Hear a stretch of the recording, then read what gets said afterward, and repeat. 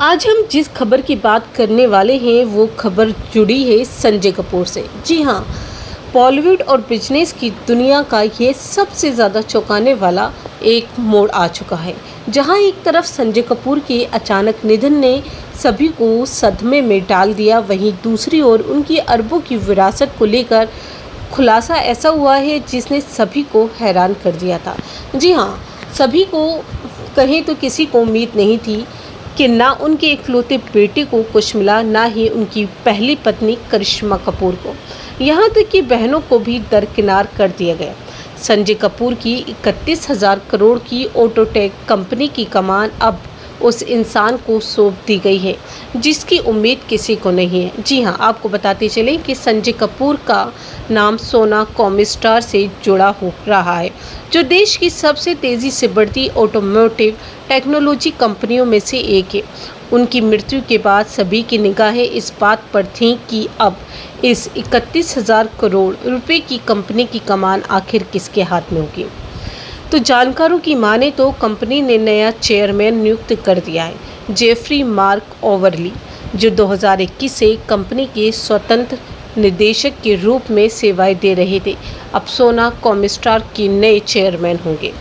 Company ने stock exchange में जारी बयान में बताया कि संजय कपूर को मरणोपरांत चेयरमैन एमेरिटस की उपाधि दी गई है। कंपनी ने उनकी दूरदर्शिता, लीडरशिप और समर्पण को याद करते हुए कहा कि उन्होंने बोर्ड और कंपनी पर एक गहरा प्रभाव छोड़ा है। संजय कपूर की तीसरी पत्नी प्रिया सचदेवा कपूर को कंपनी में नॉन एग्जीक्यूटिव डायरेक्टर के तौर पर नियुक्त किया गया है। प्रिया पहले भी कॉर्पोरेट फाइनेंस की दुनिया में काम कर चुके हैं और लंदन की क्रेडिट सुइस फर्स्ट बोस्टन में M&A एनालिस्ट के रूप में अपना कैरियर शुरू किया था। उन्हें ऑटोमोटिव, इंश्योरेंस और फैशन जैसे क्षेत्रों में गहरी समझ भी है।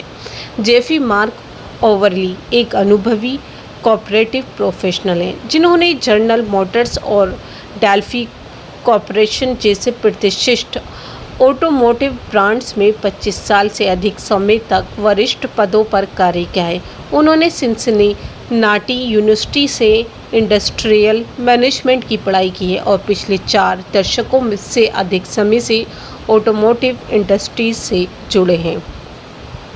1995 में स्थापित हुई सोना BLW एक प्रमुख भारतीय ऑटोमोटिव टेक्नोलॉजी कंपनी है, जो भारत के साथ साथ अमेरिका, चीन, सर्बिया और मैक्सिको में भी अपनी मौजूदगी रखती है। कंपनी इलेक्ट्रिकल और कन्वेंशन इंजन वाहनों के लिए ज़रूरी हाईटेक पार्ट्स की आपूर्ति करती है।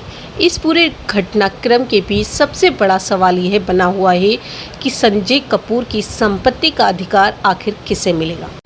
मीडिया रिपोर्ट्स की माने तो संजय कपूर और उनके दोनों बच्ची समायरा और कियान को संजय कपूर की बिजनेस हिस्सेदारी या 13,000 करोड़ की निजी संपत्ति से कोई हिस्सा नहीं मिला है। बताया जा रहा है कि कानूनी रूप से अब इस संपत्ति पर तीसरी पत्नी प्रिया सचदेवा और उनके बच्चों का अधिकार होगा। संजय और करिश्मा ने 2016 में आपसी सहमति से तलाक लिया था। करिश्मा को 70 करोड़ रुपए की एलिमनी, साथ ही बच्चों के नाम 14 करोड़ रुपए के बॉन्ड और उनके ससुर का मुंबई स्थित घर मिला था। संजय कपूर हर महीने बच्चों के लिए 10 लाख रुपए का खर्च भी देते थे। गौरतलब है कि संजय कपूर का इंग्लैंड में पोलो खेलते वक्त अचानक निधन हो गया। बताया जा रहा है कि यह एक दुर्भाग्यपूर्ण हादसे में मधुमक्खी निगलने के बाद उन्हें हार्ट अटैक आया और उनका निधन हो गया। इस हृदय विदारक घटना के बाद उनका अंतिम संस्कार 19 जून 2025 को दिल्ली में हुआ। बेटे कियान कपूर और सिर्फ 15 साल के हैं ने अपने पिता की अंतिम विदाई की पूरी जिम्मेदारी निभाई और मुखाग्नि दी। तो दोस्तों, ये था संजय कपूर का अब तक का सफ़र और उनकी कंपनी से जुड़ी हुई तमाम बातें, जो हर कोई जानना चाह रहा होगा कि आखिर नया चेयरमैन और 31,000 करोड़ संपत्ति का मालिक कौन होगा।